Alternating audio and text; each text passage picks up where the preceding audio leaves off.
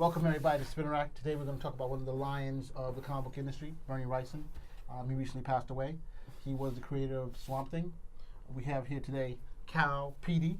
What do you guys think about his impact on the comic book industry? Yeah, when you think of Bernie Wrightson's artwork, this is a guy who could probably see the detail, the pores in a wall at a distance of 50 feet.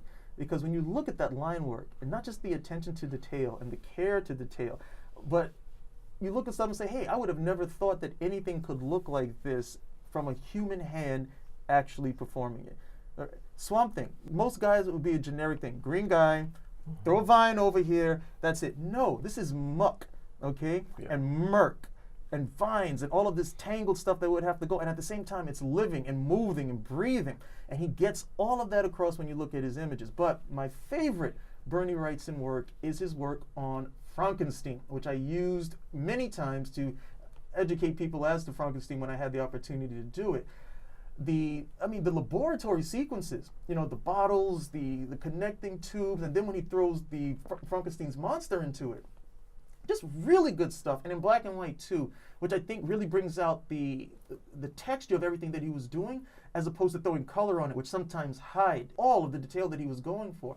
But you look, and for the rest of the time, it's like, hey, how could Frankenstein look anything different? How could Frankenstein's monster, rather, look anything different than what he actually put on the page? An incredibly gifted hand.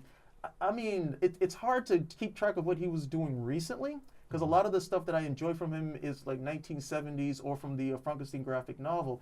But I mean, just a powerhouse talent, and we are much poorer for not having him. Much poorer.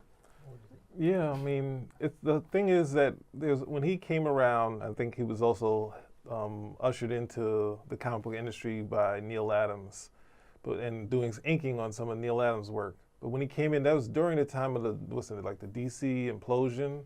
Whereas Swamp Thing came and they had a strong hit, him and Lane Wynn. They had a one issue and it was House of Mystery. And then the Swamp Thing comic went on to, for the two of them, especially for Bernie, it was tough doing monthly comics, but we got a decent run of what we would consider adult comics.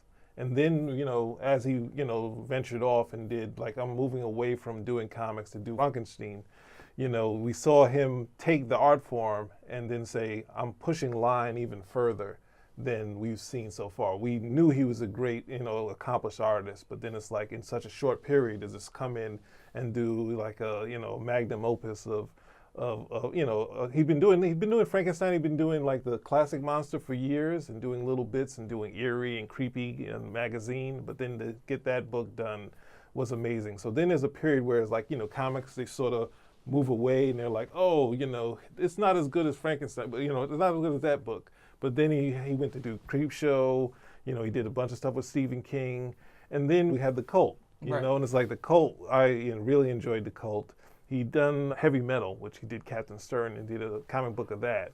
But then you had this long period where people started saying, oh, it's not as good, but you had Kelly Jones, who's sort of a son of Bernie Wrightson. You have Mignola, who's sort of a son of Bernie Wrightson also, but then he came back to comics at IDW. He did a ton of, there's a good 4 miniseries with Steve Niles, which is Dead, She Said, Dr. Macabre, and then he was starting to do I guess a sequel to Frankenstein where they were seeing where the character was at this point. And there's 2 issues that he got to do before he became ill.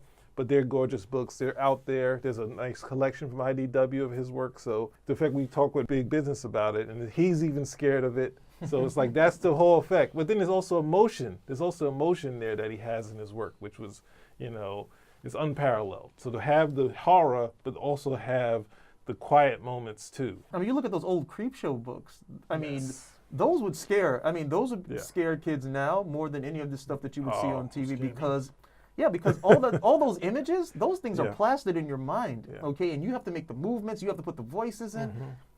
And he did everything with the elongated fingers coming at you, like the drooping eye, and the eyes would look moist, like it was gonna pop out of the socket.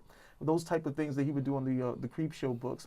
And he could do good humor. The Captain Stern stuff is like, it's in, like, 'cause it was actually in the Heavy Metal movie. So they used his character for this guy who's like James Garner, and sort of a outer space like huckster.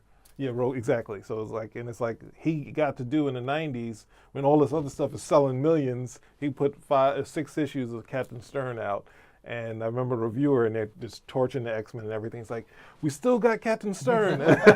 So yeah. And again, the IDW stuff, IDW has done really good collections. Yeah. I mean, really nice collections. So it's a great way to bone up on some of his work if you're not familiar with it, or if you really love it. It's a good piece to have for you. It's a good piece to have for yourself. Yeah. I mean, it's not as good as having Bernie with us, but Yeah. it's a good way to definitely familiarize yourself, or once again go back and appreciate the work that we've lost.